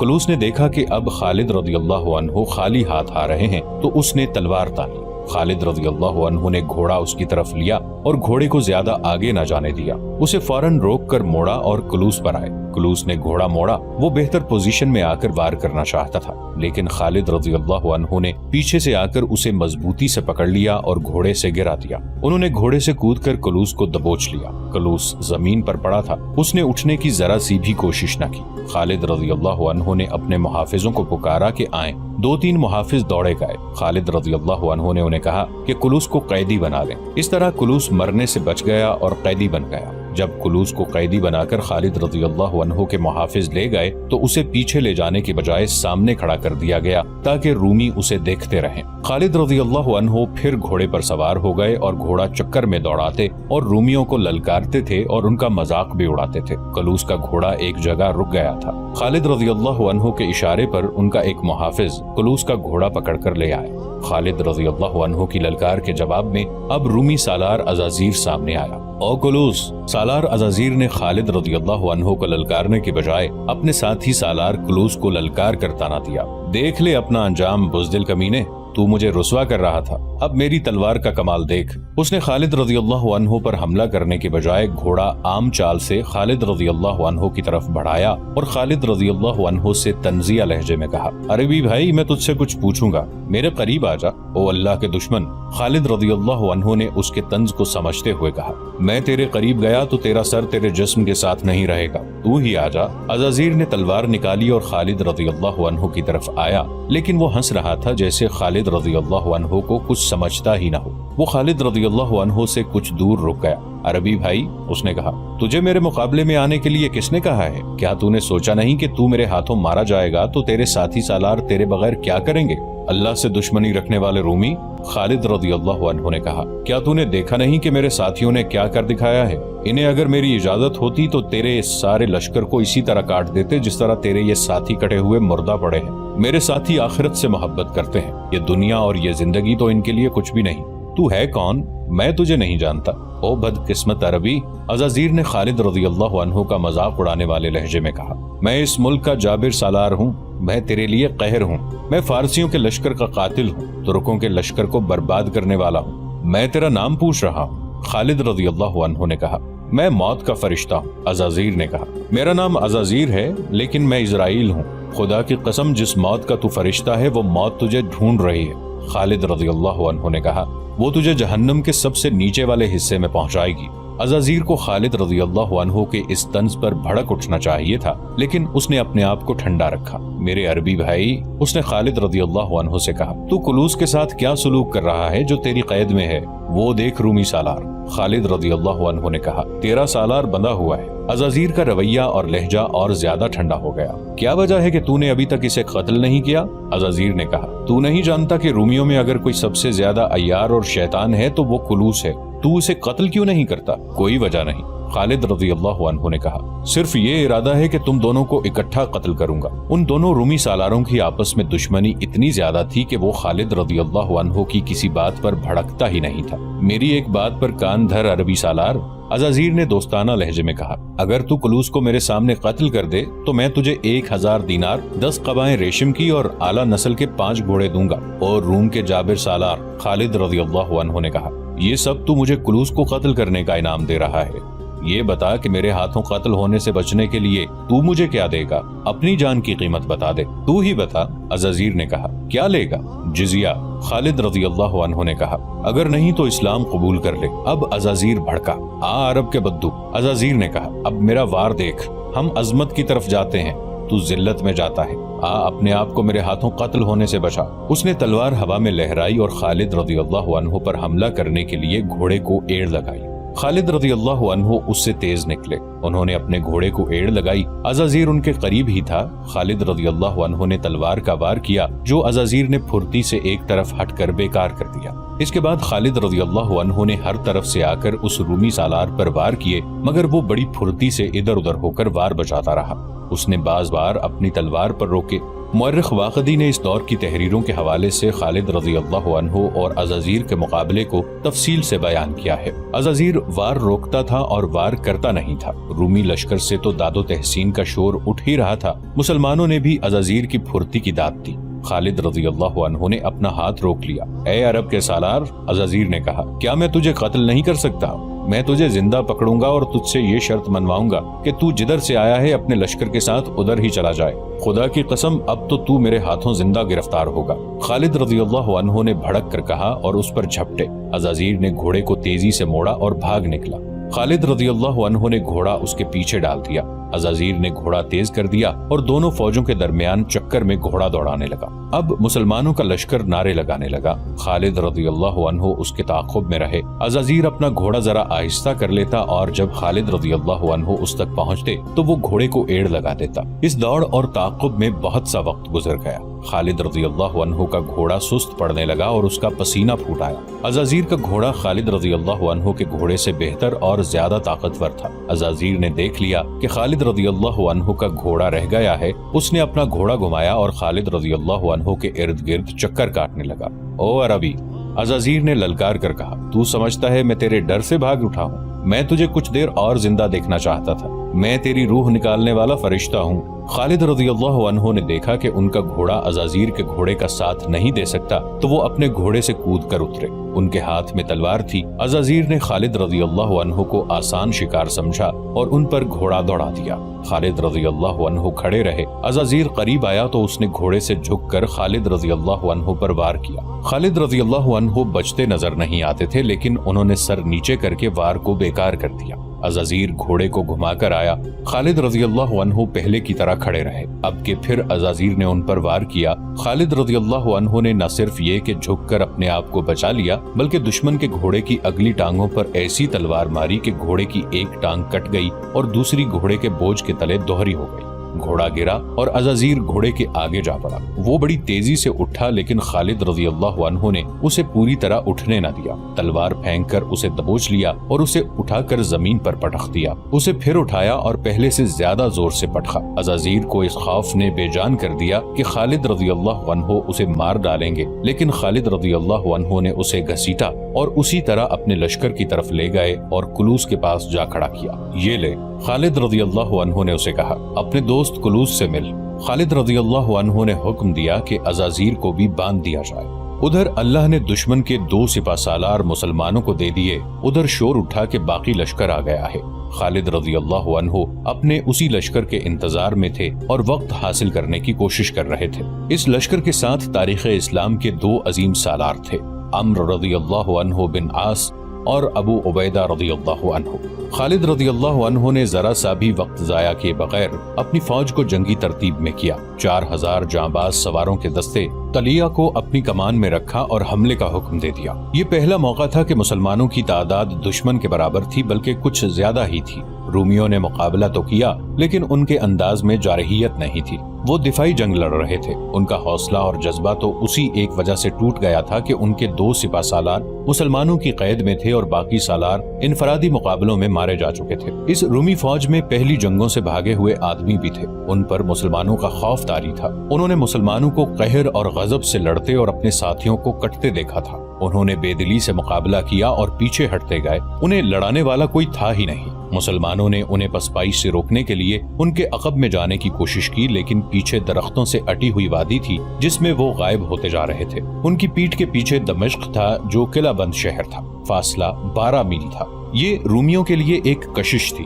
پناہ قریب ہی تھی، چنانچہ وہ فردن فردن درختوں کے جھنڈ میں سے گزرتے دمشق کی طرف بھاگ رہے تھے۔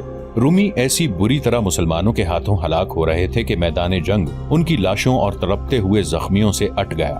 دوڑتے گھوڑے اور پیادے انہیں کچل رہے تھے۔ رومیوں نے اپنے پہلوں کے دستوں کو عام پسپائی کے لیے کہہ دیا۔ مسلمانوں نے تعاقب نہ کیا کیونکہ خالد رضی اللہ عنہ اپنی نفری کو بچانا چاہتے تھے۔ وہ بڑے کوچ کے تھکے ہوئے بھی تھے۔ بچے کچھ رومی دمشق پہنچ گئے اور شہر کے ارد گرد دیوار نے انہیں پناہ میں لے لیا۔ مسلمانوں نے مال غنیمت اکٹھا کیا، عورتوں نے زخمیوں کو اٹھایا اور انہیں مرہم پٹی کے لیے پیچھے لے گئے۔ شہیدوں کی لاشیں ایک جگہ رکھ کر جنازہ پڑھایا گیا اور انہیں الگ الگ قبروں میں دفن کیا گیا۔ خالد رضی اللہ عنہ نے رات وہیں گزارنے کا حکم دیا اور تمام سالاروں کو اپنے پاس بلایا اور انہیں بتایا کہ دمشق کے محاصرے کو کامیاب کرنے کے لیے ضروری ہوگا کہ دمشق کی طرف آنے والے تمام راستوں کی ناکہ بندی کر دی جائے تاکہ دشمن اپنے دمشق کے دستوں کو کمک اور رسد نہ پہنچا سکے۔ خالد رضی اللہ عنہ نے فہل کے قلعے کے قریب پہلے ہی ایک گھڑ سوار دستہ چھوڑ دیا تھا، وہاں سے امداد آنے کی توقع تھی۔ خالد رضی اللہ عنہ نے 2 گھڑ سوار دستے 2 مقامات پر بھیج دیے۔ ان کے لیے حکم تھا کہ ان راستوں سے کمک آئے تو اس پر حملہ کر دیں۔ 20 اگست 634 عیسوی 20 جمادی الاخر 13 ہجری خالد رضی اللہ عنہ نے دمشق پہنچ کر اس شہر کو محاصرے میں لے لیا۔ دمشق کے اندر جو رومی فوج تھی اس کی تعداد 16,000 کے لگ بھگ تھی۔ خالد رضی اللہ عنہ کے لشکر میں 20,000 مجاہدین تھے۔ شہیدوں اور شدید زخمیوں کی وجہ سے تعداد اتنی کم رہ گئی تھی۔ کچھ دستے مختلف مقامات پر رومیوں کی کمک کو روکنے کے لیے بھیج دیے گئے۔ یہ وجہ تھی کہ مجاہدین کی تعداد 20,000 رہ گئی تھی۔ دمشق بڑا شہر تھا، اس کے 6 دروازے تھے اور ہر دروازے کا نام تھا۔ باب الشرق، باب توما، باب حابیہ، باب فرادیس، باب کیسان اور باب صغیر۔ خالد رضی اللہ عنہ نے ہر دروازے کے سامنے 2-2، 3-3 ہزار نفری کے دستے کھڑے کر دیے۔ ہر دروازے کے لیے ایک سالار مقرر کیا۔ رافع بن عمیرہ، عمرو رضی اللہ عنہ بن عاص، شرجیل رضی اللہ عنہ بن حسنہ، ابو عبیدہ رضی اللہ عنہ، یزید رضی اللہ عنہ بن ابی سفیان، جہاں یزید رضی اللہ عنہ کی ذمہ داری میں 2 دروازے دیے گئے۔ زرار بن الازور کو منتخب سواروں کا 2000 نفری کا دستہ اس مقصد کے لیے دے دیا گیا کہ وہ قلعے کے ارد گرد گھومتے پھرتے رہیں اور اگر رومی باہر آ کر کسی دستے پر حملہ کریں تو زرار اس کی مدد کو پہنچے۔ شہر کی دیوار پر رومی کمانے اور برچیاں لیے کھڑے تھے۔ ان میں دوسرے سالاروں کے علاوہ دمشق کے دفاع کا ذمہ دار سالار توما بھی تھا جو شہنشاہ ہرقل کا داماد بھی تھا۔ خالد رضی اللہ عنہ نے حکم دیا کہ رومیوں کے دونوں قیدی سالاروں عزازیر اور کلوس کو آگے لایا جائے۔ دونوں بندے ہوئے لائے گئے، انہیں دیوار کے اتنا قریب لے جایا گیا جہاں وہ دیوار پر کھڑے رومیوں کو نظر آ سکتے تھے۔ کیا تم دونوں اسلام قبول کرو گے؟ خالد رضی اللہ عنہ نے بلند آواز میں پوچھا۔ نہیں، دونوں نے اکٹھے جواب دیا۔ خالد رضی اللہ عنہ نے زرار بن الازور کو آگے بلایا اور کہا کہ انہیں ان کے انجام تک پہنچا دو۔ زرار نے تلوار نکالی اور دونوں کی گردنوں پر ایک ایک وار کیا۔ دونوں کے سر زمین پر جا پڑے، ان کے دھڑ گرے، تڑپے اور ساکت ہو گئے۔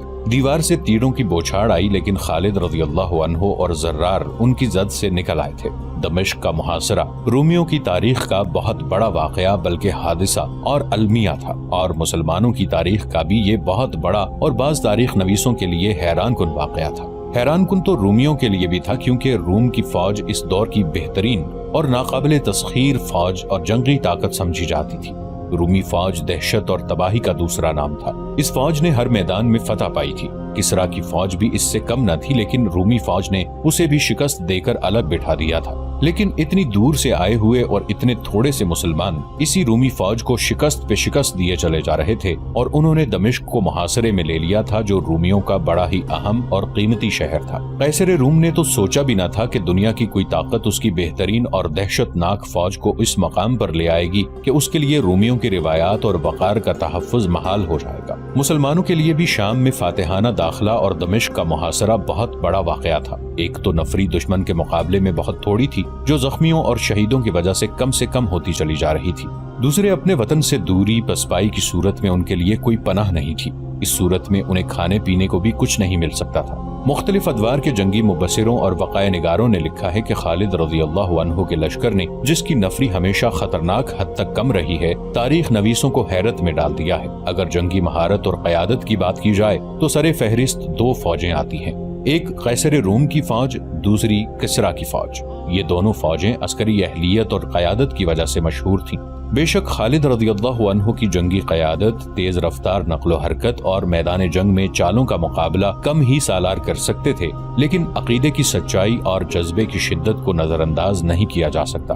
घरों और अहलो अयाल से इतनी लंबी जुदाई सिपाहियों के जज्बे को कमजोर कर दिया करती है, लेकिन मुसलमानों की फौज में ऐसी कमजोरी देखने में नहीं आती थी। इस कैफियत को मुबस्सिरों ने अकीदे और जज्बे का करिश्मा कहा है। मेरे अजीज रफीको, खालिद रज़ियल्लाहु अन्हु ने अपने सालारों से दमिश्क के मज़ाफ़ात में कहीं कहा, सोचो हम कहाँ थे और देखो हम कहाँ हैं। क्या अब भी कुफ़ार अल्लाह को वहदहु ला शरीक नहीं मानेंगे, और क्या वो तस्लीम नहीं करेंगे कि अल्लाह ने हमारे कबीले को रिसालत अता की है जो बरहक है और कोई दलील उसे झुठला नहीं सकती, और तुम अल्लाह का शुक्र अदा नहीं करोगे जिसने तुम्हें इतने ताकतवर दुश्मन पर फतह दी है। कोई शुमार नहीं उसकी रहमतों का, लेकिन इनके लिए जो उसकी रस्सी को मजबूती से पकड़ते हैं।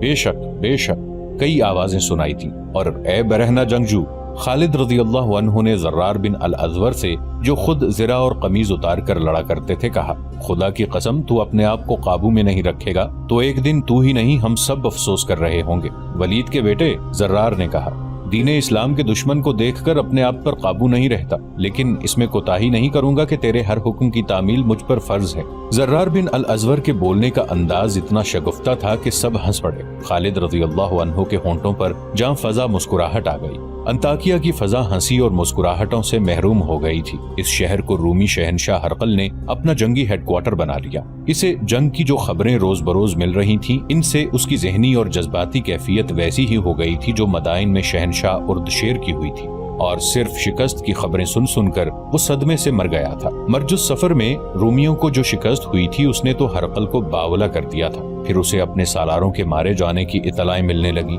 अज़ाज़ीर जिंदा है, हरकल ने बड़े जोश से कहा। कलूस है, ये दोनों अरब के इन बद्दुओं को दमिश्क तक नहीं पहुंचने देंगे। शहनशाह मुअज़्ज़म, महाज से आए हुए कासिद ने कहा, वो दोनों जिंदा नहीं, क्या तुम मुझसे ये झूठ मनवाना चाहते हो? हरकल ने गजबनाक आवाज में कहा, क्या तुम झूठ की सजा से वाकिफ नहीं? सब कुछ जानते हुए ये खबर सुना रहा हूँ शहनशाह मुअज़्ज़म, कासिद ने कहा। उन दोनों को मुसलमानों ने जिंदा पकड़ लिया था और दोनों को उन्होंने दमिश्क की शहर पनाह के करीब लाकर कत्ल कर दिया है। और मेरी बेटी के खामिद की क्या खबर है? शहनशाह हरकल ने अपने दामाद सालार तूमा के बारे में कासिद से पूछा। सालार तूमा दमिश्क के अंदर हैं, कासिद ने जवाब दिया, और मुहासरा तोड़ने की कोशिश कर रहे हैं। दमिश्क का मुहासरा हम तोड़ेंगे, शहनशाह हरकल ने कहा। हरकल ने अंताकिया में इसीलिए डेरे डाले थे कि फौज तैयार करके जहां भी कुमक की जरूरत हो वहां फौज भेजेगा। उसने पहले ही लोगों को फौज में भर्ती होने के लिए तैयार करना शुरू कर दिया था। गिरजों में पादरी सिर्फ इस मौजू पर वाज करते थे कि लोगों का फौज में भर्ती होना कितना जरूरी है। वो कहते थे कि ईसाइयत का खात्मा हो जाएगा, और वो इस्लाम से लोगों को खौफजदा करते थे। खालिद रज़ियल्लाहु अन्हु जब दमिश्क की तरफ बढ़ रहे थे, उस वक्त हरकल ने ऐलान किया था कि जो फौज तैयार हुई है वो उसके मुआयने और अहकाम के लिए उसे दिखाई जाए। ये फौज उसके सामने लाई गई तो उसने ऐसे जोशीले और जज्बाती अंदाज से फौज से खिताब किया कि सिपाही आग बगूला हो गए। तुम्हें कोई शहनशाह हुक्म नहीं दे रहा, शहनशाह हरकल ने कहा। ये खुदा के बेटे का हुक्म है कि उसके दुश्मनों को तबाह कर दो, सलीब की आन पर मर मिटो। आज मैं शहनशाह नहीं, तुम जैसा एक सिपाही हूँ। जी दोस्तों, तो आपने देखी आज ये बहुत ही खूबसूरत सी वीडियो, और सब्सक्राइब करना ना भूलें। मिलते हैं नेक्स्ट वीडियो में, तब तक मुझे इजाज़त दीजिए। अल्लाह हाफिज़।